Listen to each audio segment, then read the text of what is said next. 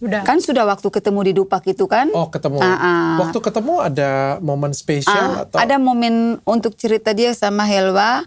Kan dia mau mencarikan jodoh buat Mencarikan Helwa. jodoh buat aku.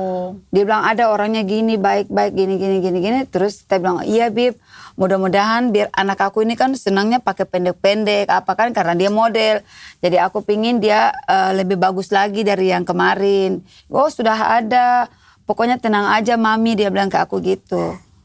Ternyata dia sendiri yang. Dia sendiri Tapi yang aku juga nggak tahu ya kalau memang anak aku punya jodoh dengan dia memang dari Allah kan. Tapi niat aku baik. Semoga dia bisa rubahin anak aku yang tadinya berpendek-pendek jadi lebih baik lagi. Oke. Ternyata kan yang selama ini yang jalani masalah perkawinan nggak ada.